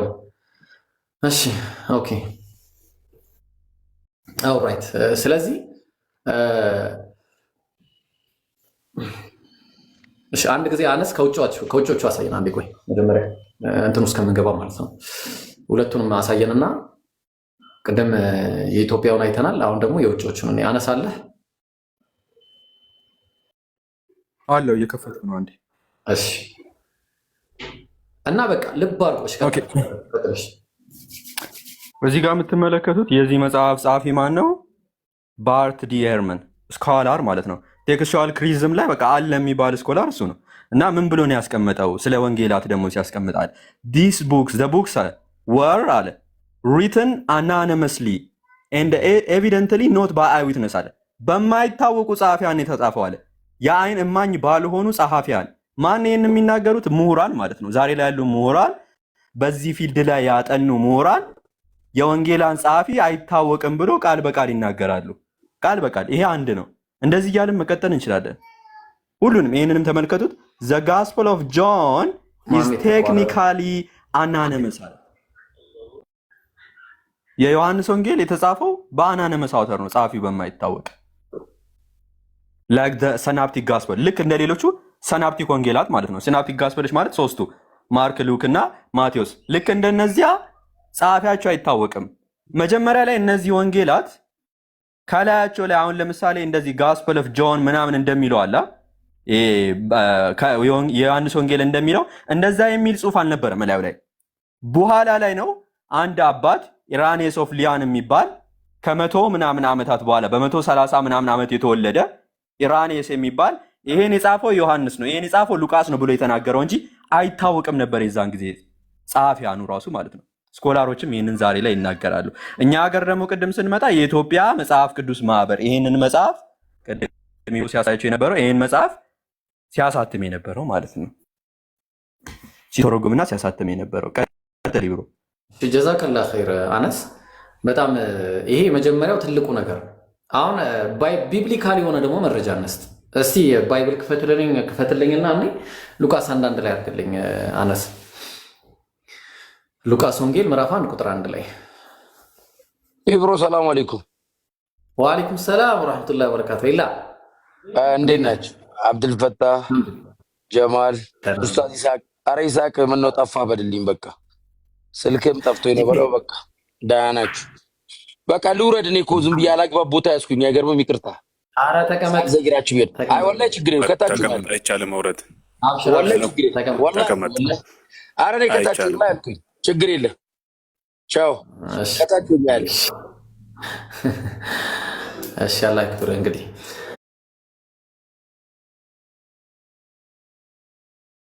እሺ ይኸውልሽ እንግዲህ ምስር በደንብ ተመልከች። አሁን በመጀመሪያ አይታወቅም የሚለው ነገር ቅድም ጸሐፊያ ነው አይተው። አሁን ምን አለ እዚህ ጋር የከበርክ ቴዎፍሎስ ሆይ የግል ደብዳቤ ነው። በመጀመሪያ ደረጃ የግሉ ደብዳቤ ነው። ለቴዎፍሎስ የጻፈለት የግል ደብዳቤ ማን የጻፈው? ቅድም ያው አይተናል፣ አይታወቅም። አሁን ቀጠለ። ከመጀመሪያው በአይን ያዩት አለ። እንግዲህ በአይን ያዩት በአይኑ አላየም ማለት ነው። የመጀመሪያው ትልቁ ችግር ይሄ ሰውዬ በአይኑ አላየም። ጸሐፊው ይህንን የጻፈው ሰው ማለት ነው። በአይኑ አላየም። የአይን ምስክር አይደለም፣ አይ ዊትነስ አይደለም። የቃሉ አገልጋዮች የሆኑት እንዳስተላለፉልናል። የቃሉ አገልጋይም አልነበረም። ይኸው እንደሚናገረው እንዳስተላለፉልን ነው የሚለው። ልብ አድርጉ። የሆኑት እንዳስተላለፉልን። ማን ያስተላለፈለት? ማን ለማን የሰጠው? ማን ከማን ተቀብሎ ነው? ነቲንግ፣ ምንም የለም። በእኛ ዘንድ ስለተፈጸመው ነገር ብዙዎች አለ። ታሪክን ያለ ወንጌልን አላለም። ታሪክን የተዘጋጀው ብዙዎች ስላዘጋጁ ማለት ነው። በየተራው ለማዘጋጀት ስለሞከሩ ሰዎች ብዙ 40 ምናምን የሚደርሱ ታሪክ አሉ። ማለትም ወንጌል ተብለው የተጻፉ አሉ። ምናልባት ማታቂ ከሆነ አለ ይሄ ነገር አለ። አስፈላጊ ከሆነ ማሳየት እንችላለን። እነሱን ሰው እነዚህ 40 ምናምን የሚደርሱት ወንጌሎች መካከል አንደኛው እኔ ልጻፍ ብሎ ይሄ ሰውዬ ተነስቶ በመሰለኝ ነው የጻፈው። በራሱ በገዛ ፍላጎቱ ማለት ታሪክን ያዘጋጀው ሰው ታሪክን ለማዘጋጀት ስለሞከሩ እኔም ደግሞ ስለተማርከው ቃል እርግጡን እንድታውቅ በጥንቃቄ ሁሉን ከመጀመሪያ ተከትዬ ልጽፍልህ መልካም ሆኖ ታየኝ። የግል አስተያየቱ ነው። ለቴዎፍሎስ የተጻፈ የግል ደብዳቤ ነው። ያዥልኝ። ይሄንን እንግዲህ አንድ ያዥ። ሁለተኛ ማቴዎስ 1:1 ላይ ገባልኝ። ማቴዎስ ወንጌል ምዕራፍ 1 ቁጥር 1 ላይ ልብ አድርጊ። እንግዲህ ማቴዎስ ወንጌል ምዕራፍ 1 ቁጥር 1 ላይ መጽሐፉ ምን እያለ ይናገራል? ልብ አድርጊ። የዳዊት ልጅ የአብርሃም ልጅ የኢየሱስ ክርስቶስ ትውልድ መጽሐፍ ነው የሚለው። ወንጌል አይልም፣ የትውልድ መጽሐፍ ነው። አምላክ ለኢየሱስ የሰጠው ግን የትውልድ መጽሐፍ አይደለም። ተግባባን? ኢየሱስ ሲያስተምር ያስተማረው ወንጌልን ነበር። ማርቆስ ወንጌል ምዕራፍ 1 ቁጥር 14 ላይ ማርቆስ ወንጌል ምዕራፍ 1 ቁጥር 14 ላይ ምን እንደሚል እንመልከት። ተመልከች። መጽሐፉ መጀመሪያ ኢየሱስ ሲያስተምር የነበረው ይሄን ነው ብሎ ነው የነገረን። ምን አለ? ማርክ አድርግልኝ። ዮሐንስም አልፎ ከተሰጠ በኋላ ኢየሱስ የእግዚአብሔርን መንግስት ወንጌልን እየሰበከ አለ። ምንድነው ሲሰብክ የነበረው? ወንጌል። የህይወት ታሪክ አይደለም ሲሰብክ የነበረው፣ ወንጌል ነው። ዘመኑ ተፈጸመ፣ የእግዚአብሔርን መንግስት ቀርባለች፣ ንስሐ ግቡ ማን ነው? በወንጌልም እመኑ። ልብ አድርጊ። በወንጌልም እመኑ እያለ ሲናገር የዮሐንስ ወንጌል አልተጻፈም፣ የማርቆስ ወንጌል አልተጻፈም፣ የዮሐንስ ወንጌል አልተጻፈም፣ የማቴዎስ ወንጌል አልተጻፈም፣ የጳውሎስ ደብዳቤዎች እንዳለ አልተጻፉም። ይሄ ነገር ሲናገር ማለት ነው ኢየሱስ በወንጌል እመኑ እያለ ሲናገር ሰው። ለዛ ነው የትውልድ መጽሐፍ ነው የምንለው። ዮሐንስ ወንጌል ምዕራፍ 8 ቁጥር 40 ላይ አንዴ ይገባል። ኢየሱስ ከአምላክ ሲሰማ የነበረው ምን እንደሆነ ነው። ለምሳሌ ከማን ሰምቶ እንደሚናገር ማለት ነው። ተግባባን? ዮሐንስ ወንጌል ምዕራፍ 8 ቁጥር 40 ላይ መጽሐፉ ሲናገር ምን አለ? ነገር ግን አለ አሁን ከእግዚአብሔር የሰማሁትን እውነት የነገርኳችሁን ሰው አለ። ኢየሱስ ከማን ሲሰማ ነበር? ከእግዚአብሔር። በተመሳሳይ ዮሐንስ ወንጌል ምዕራፍ 12 ቁጥር 49 ላይ ሄድልኝ አንዴ። ዮሐንስ ወንጌል ምዕራፍ 12 ቁጥር 49 ላይ ምን ይላል? ተመልከች ምን እንደሚል። የታለ? አልታየኝም። እሺ እኔ ከራሴ ያልተናገርኩምና አለ፣ ነገር ግን የላከኝ አብ እርሱ አለ የምለውን የምናገረውን ትእዛዝ ሰጠኝ አለ። ሰጪ ማን ነው? እግዚአብሔር ነው። ልብ አድርጊ። ሰጪ እግዚአብሔር ነው። ተቀባይ ኢየሱስ ነው። ታዲያ ኢየሱስ የተሰጠው የትውልድ መጽሐፍ ነው? የታሪክ መጽሐፍ ነው? ኖ። ሉቃስ ወንጌል ምዕራፍ 3 ቁጥር 23 ላይ አይደለም። ሉቃስ ወንጌል ምዕራፍ 3 ቁጥር 23 ላይ ምን እንደሚል ተመልከቱ። ምን እንደሚል ልብ አድርጉ በደንብ። እሺ ይኸው ምን አለ? ኢየሱስም ሊያስተምር ሲጀምር እድሜው ስንት ነበር? 30 የሚያህል ዓመት ሆኖት ነበር አለ። 30 ዓመት የሚያህል ሆኖት ነበር። 30 ዓመት።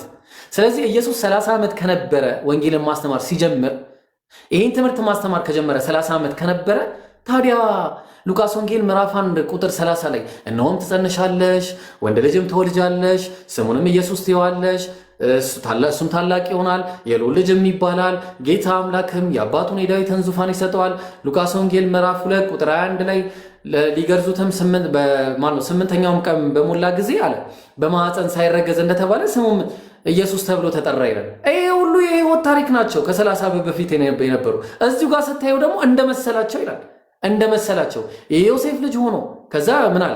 የዮሴፍ ልጅ ሆኖ ሰፋ አድርግልኝ፣ የኤሊ ልጅ አለ፣ የማቲ ልጅ፣ የሌዊ ልጅ፣ የሚልኪ ልጅ፣ የዮና ልጅ፣ የዮሴፍ ልጅ፣ የማታ ይሄ ሁሉ የእግዚአብሔር ንግግር ቁጥር ከ17 ጀምረን ምን እንደሚል ለምሳሌ ተመልከች፣ በደንብ አዳምጪ። ምን አለ? የነቢዩንም የኢሳያስን መጽሐፍ ሰጡት። ከዛስ መጽሐፉንም በተረተረ ጊዜ ከፈተው መጽሐፉንና የጌታ መንፈስ በእኔ ላይ ነው፣ ለድሆች ወንጌልን ሰብክ ዘንድ አለ። ምን ሰብክ ዘንድ? ታሪክና ያለው ኖ ታሪክ አይደለም፣ ወንጌልን ሰብክ ዘንድ እግዚአብሔር ምንድን ነው? ሰብክ ዘንድ እግዚአብሔር ቀብቶኛል። ይሄ ቀንሶታል እዚህ ላይ ያለው ማለት ነው። እዚህ እውነተኛው መጽሐፍ ላይ ያለው ኢሳያስ 61:1 ላይ ያለው እና እግዚአብሔር ቀብቶኛል ብሎ ነው የሚናገረው። ሊቀባ የተፈለገበት ምክንያቱ ራሱ ወንጌልን ይሰብክ ዘንድ ነው። ተግባባን? ወንጌልን እሰብክ ዘንድ። ስለዚህ ወንጌልን እሰብክ ዘንድ እግዚአብሔር ቀብቶኛል። ስለዚህ የታለ ወንጌል? ኢየሱስ የያዘው ወንጌል የታለ? ያለው የህይወት ታሪክ ነው።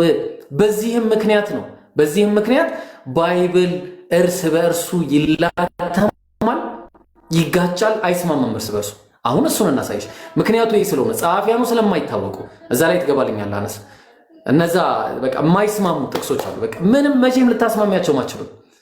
ይሄ የአምላክ ቃል እውነት ቢሆን ኖሮ የአምላክ ቃል በዚህ ሁኔታ ሊሆን አይችልም። በቃ መጽሐፉ ሲጀመር ህልውና የለውም ነው። በቃ በመጀመሪያ ደረጃ እስቲ 1-2 እያልክ አነስ ታሳየናለህ ማለት ነው። ለምሳሌ አንዳንድ እያልክ ሚውተን አንሳና። ኦኬ ኢብራሂም ካነሳው ሀሳብ ላይ አሁን ለምሳሌ መጽሐፍ እርስ በርስ የሚጋጭ ከሆነ ምስል የፈጣሪ ቃል ነው። ለምሳሌ መጽሐፍ ሊሆን አይችልም አይደል? በፍጹም የአምላክ መጽሐፍ እርስ በርስ አይጋጭም። እና ለምሳሌ ይሁዳ እንዴት ነው የሞተው ብለን ስንል ምን የሚለ ማቴዎስ ወንጌል ላይ ብሩንም በቤተ መቅደሱ ጥሎ ሄደና ታንቆ ሞተ። እንዴት ሞተ? ታንቆ። እንደዚህ ነው የሞተው። በደንብ አስተዊ። ይሁዳ እንዴት ነው የሞተው? እንደዚህ ነው የሞተው። ሁላችሁም እንዴት ነው የሞተው? ይሁዳ እንደዚህ ታንቆ ሞተ ማለት ነው። ኦኬ ታንቆ ሞተ። ልክ ሌላ ቦታ ስንሄድ ደግሞ ለምሳሌ ሐዋርያት ሥራ ላይ ስንሄድ ምን ይለናል? በግንባሩም ተደፍቶ ከመካከሉ ተሰንጥቆ አንጀቱም ሁሉ ተዘረገፋል። በግንባሩ ተደፍቶ ይላል። ያ ተሰቅሎ ሞተ ይላል። ይሄ ተደፍቶ በግንባሩ እንዴት ነው? ይሄ እንዴት ነው የፈጣሪ ቃል የሚሆነው? ራሱ እርስ በእርሱ ነው የሚጋጨው። አንዱ እዛው ጋር ብሩንስ እንዴት ነው ያደረገው? አንዱ ጥሎ ይላል፣ አንዱ በቤተ መቅደሱ ጥሎ። አንደኛው ጋራ ስንመጣ ደግሞ በግንባሩም ተደፍቶ በመካከሉ ተሰንጥቆ ይሁን። ይህም ሰው በአመፅ ዋጋ መሬት ገዛ። በብሩ ምን አደረገ? እዚህ ጋር መሬት ገዛ ይለናል የሐዋርያት ሥራ ላይ። የዚህ ጋር ደግሞ በቤተ መቅደስ ጥሎ ነው የሞተው ይለናል። በቃ መጽሐፉ ሙሉ ለሙሉ እርስ በርስ ይላተማል። 100 በላይ ግጭቶች አሉ። ዲስ ኦል ኮንትራዲክሽን። ይሄ ሁላ ማለት ነው፣ ይሄ ሁላ ግጭት ነው። እንዴት ነው ይህንን የአምላክ ቃል ብለን የምንቀበለው ራሱ ማለት ነው? ለምሳሌ አንድ ደግሞ ልስጥሽ።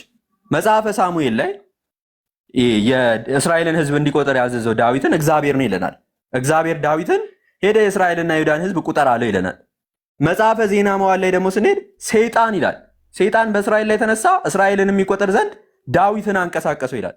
ሰይጣን ነው እግዚአብሔር ያንቀሳቀሰው። መጽሐፉ እርስ በእርስ በመጋጨት ውስጥ ነው ያለው። እርስ በእርስ ይጋጫል። ጸሐፊው አይታወቅም። በኋላ ላይ መጽሐፉ ላይ ይጨመርበታል። እንዴት ነው ይህም መጽሐፍ ሊታመን የሚችለው? ዛሬ ላይ ልናምነው አንችልም። በዚህ መጽሐፍ ላይ ሰው ቴዎሎጂውን ሊመሰረት አይችልም፣ እምነቱን ሊመሰረት አይችልም።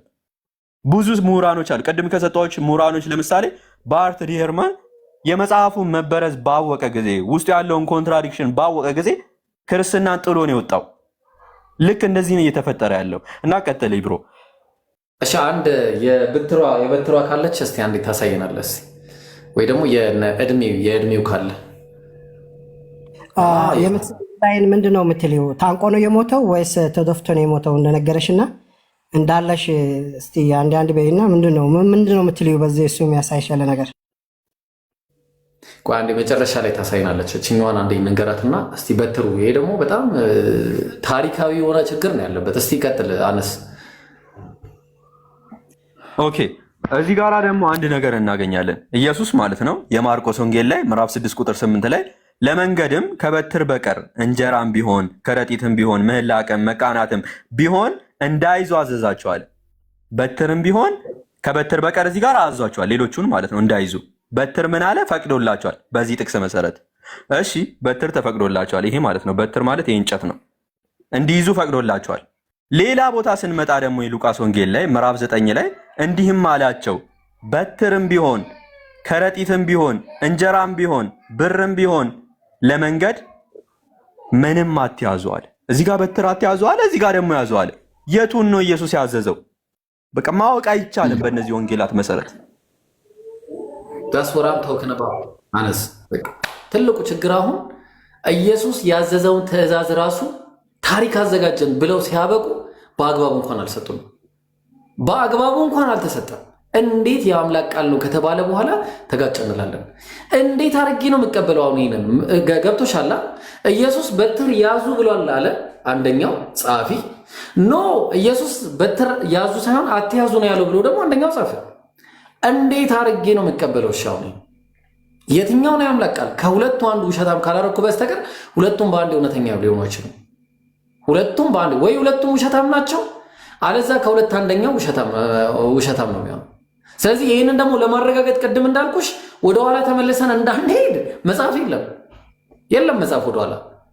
ምንድን ነው መልሱ ነው? አሁን ለዚህ መልሱ ምንድን ነው ካልን ለዚህ የሚሰጠን መልስ ቁርአን ብቻና ብቻ ነው።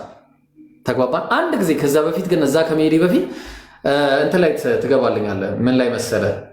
ሁለተኛ ጢሞቴዎስ ላይ ትገባልኛለህ። ሁለተኛ ጢሞቴዎስ ምዕራፍ 4 ላይ እንገባለን። ምክንያቱም ቅድም የሉቃስን አይተናል ማን እንዳዘጋጀ መጽሐፉን። እስቲ ሁለተኛ ጢሞቴዎስ ላይ ደግሞ እንይ። ሁለተኛ ጢሞቴዎስ ምዕራፍ 4 ላይ ቁጥር ከ9 እንጀምር።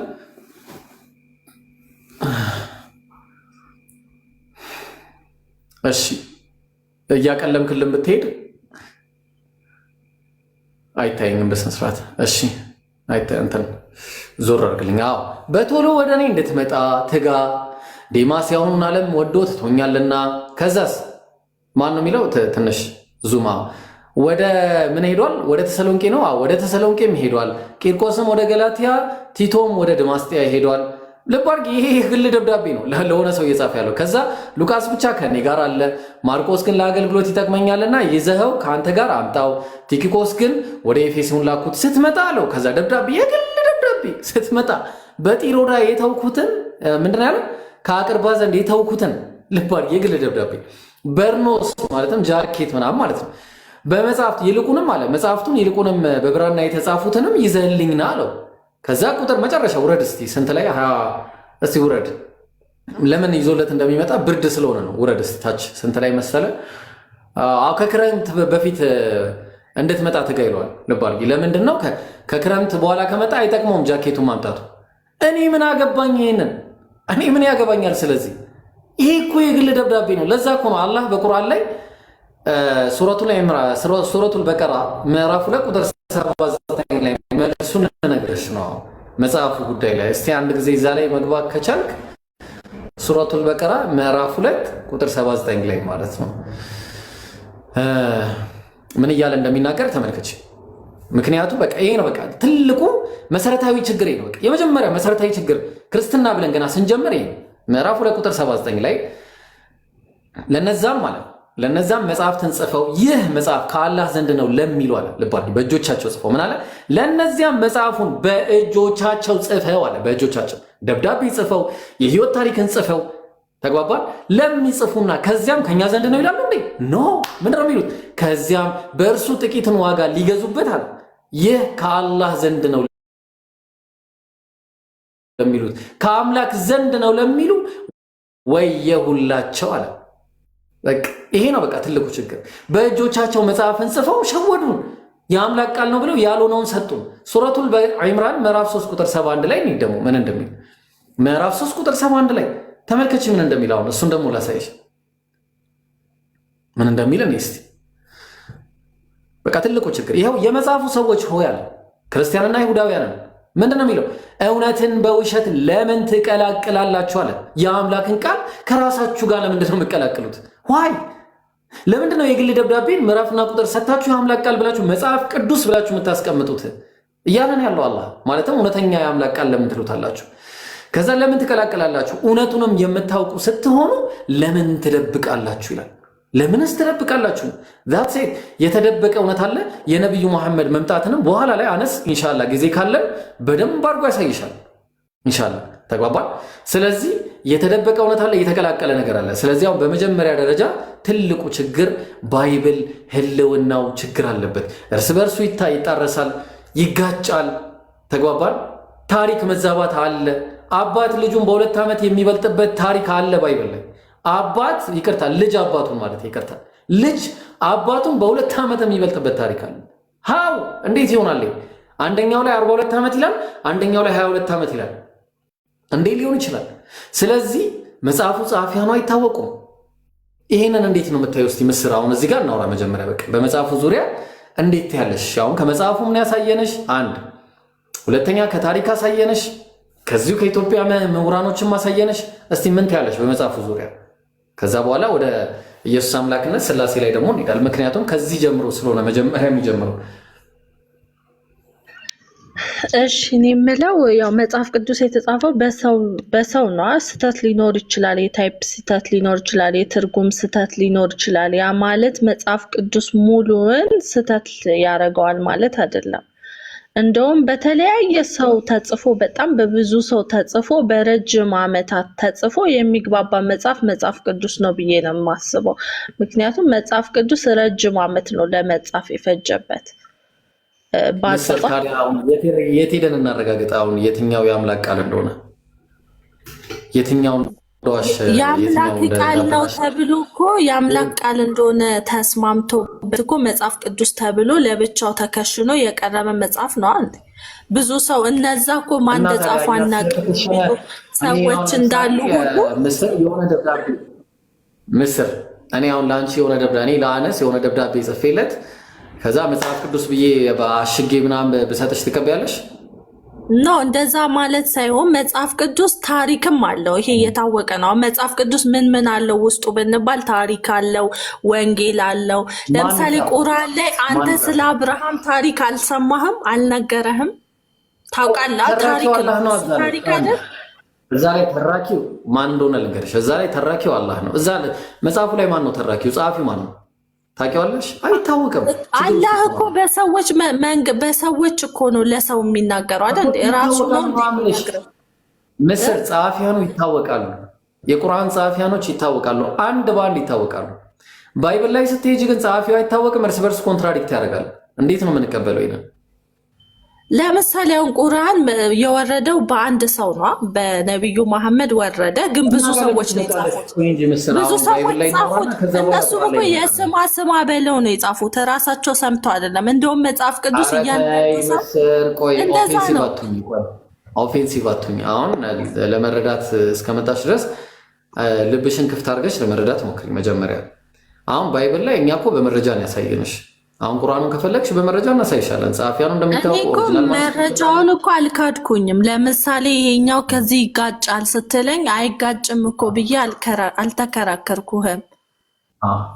ገባ? የጻፈው ይሄንን መልአክ ወርዶ አይደለም የጻፈው፣ ሰው ነው የጻፈው። እንደገና ከአንድ ቋንቋ ወደ ሌላ ቋንቋ የተተረጎመ ነው የመጣው አይደል? ኦሪጂናሉ ላይ ማመሳከር አልቻልንም እኮ ነው። የትኛው ላይ ሄደን ወደኋላ ተመልሰን እናመሳከር? አዎ እኔ ለማመሳከር ያን ያህል እኔ መጽሐፍ ቅዱስ አማርኛውን ተቀብዬ ማመን ሰው ነኝ። ያን ያህል ተምሬ ምናምን አንዱን ቋንቋ ከአንዱ ቋንቋ ምናምን እያመሳከርኩኝ አላጠናውም በእርግጥ ማለት ነው። ይሄ እኛ የምናወራለሽ በነገራችን ላይ ምስር አሉ የሚባሉት ጥንታዊ ከሚባሉት መጽሐፍ ላይ ነው ከሳይናቲከስ እና ቫቲካነስ ነው እያወራን ያለ ነው እንጂ ይሄ ከአማርኛው አይደለም። እሺ የምንነግረሽ ነገር በቃ ጭራሽ እንዳታስቢው አማርኛውን አይደለም እኛ የምናወራው ጥንታዊ ከሚባሉት አራተኛው ከመቶ ክፍለ ዘመን ላይ ያለው ማለት ቅድም አሁን የነገርኩሽ እሱ መጽሐፍ ነው የምናወራው። በ330 እና በ300 ምናምን 25 አካባቢ የነበሩ መጽሐፍቶች አሉ። እነሱን ነው የምናወራው። ተግባ ለምሳሌ አሁን እዛው መጽሐፍ ላይ ሳይናቲከስ ላይ ሂዱና ማን ነው ማርቆስ ወንጌል ምዕራፍ 16 ላይ ከቁጥር 8 ጀምሮ ያለው የለም። ለምሳሌ የለም። አሁን ምናልባት ያመነ የተጠመቀ ይድናል፣ ያላመነ ይፈረድበታል። እነዚያ ያመኑት እባቦችን ቢይዙ ምንም አያረጋቸው ምናምን ይሄ ሁሉ ነገር የለም። አሁን ለምሳሌ ሳይናቲከስ ላይም የለም፣ ቫቲካንስ ላይም የለም። ለምሳሌ ከእናንተ መካከል ለኃጢአት የሌለበት ይውገራት ያለው ታሪክ የምን ታሪክ ነው? የሴቲቷ አድልተሪ ውመን ተብላ የምትታወቀው ዮሐንስ ወንጌል ምዕራፍ 7 ላይ ያለው ታሪክ ማለት ነው። እና ምዕራፍ 8 ላይ ለምሳሌ አሁን ተመልከች። ይሄንን ምንድን ነው ያወጣልኝ? የትኛው መጽሐፍ? እዙ ማርገብ ውስጥ ምንድን ነው ያወጣልኝ? አነስ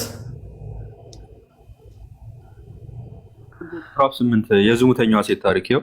ይሄ የሚያክል ተመልከችው እዚህ ጋራ ከቁጥር 1 ጀምሮ ፓውዝ ሆኗል። ኦኬ ያ ከቁጥር 1 ጀምሮ ይሄ ሁላ እስከዚህ ድረስ እንደዚህ ጥንታዊ የሚባሉ ወደ ክታቦች ማመሳከሪያዎች ላይ የለም። እንዴት ነው ይሄንን የምናምነው? ነው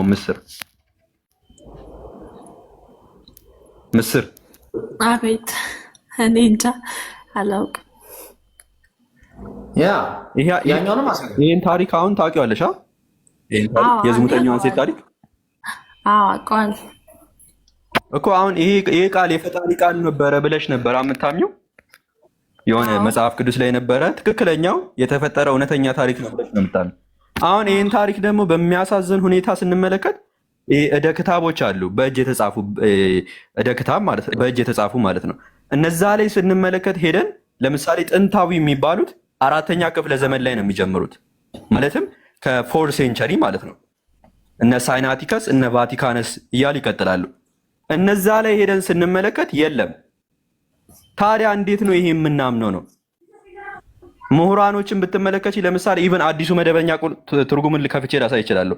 ጥንታዊ እደ ክታባት ላይ የለም ይላል። ይህ ማለት ይሄ ነገር እውነተኛ ታሪክ ሆኖ በወንጌል ላይ ተጽፎ ቢሆን ኖሮ በእነዚያ እደ ክታባት ላይ በተጻፈ ነበርና ባገኘው ነው ነበር።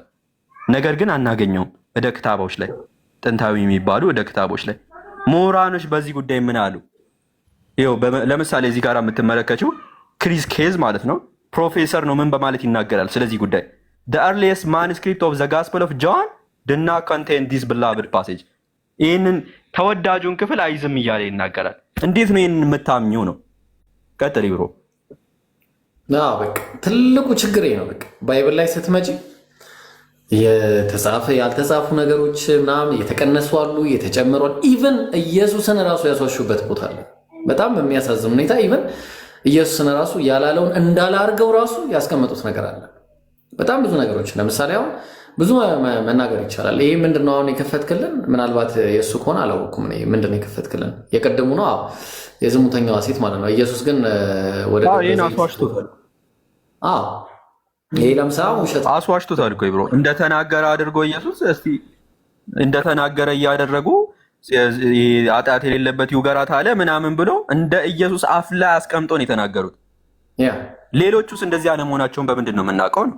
ምክንያቱም ያለን እንደ ክታብ ከ4ኛው ክፍለ ዘመን የሚጀምር ከሆነ ያ ነው ትልቁ ችግር። ዳስዋሩ ያሰይንክ ቀጥል ብሮ። በቃ በጣም እናመሰግናለን አነስ።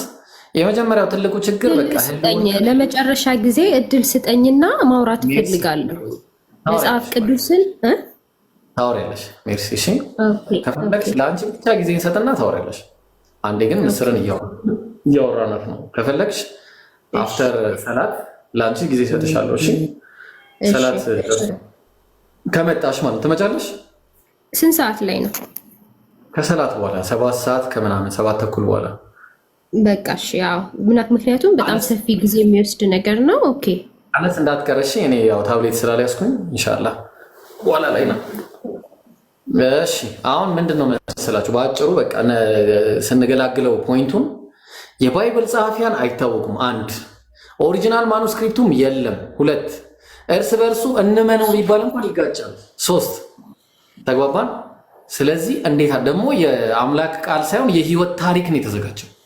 የህይወት ታሪክ 4 መሰረታዊ ችግር አለበት መጽሐፉ። ስለዚህ የመጀመሪያው ነገር መጽሐፉ ላይ ምንም አይነት በቃ እኔ የምተማመንበት ነገር ምክንያቱም አላህ ቁርአን ላይ ሲናገር ምን ይላል? በሱረቱ አኒሳ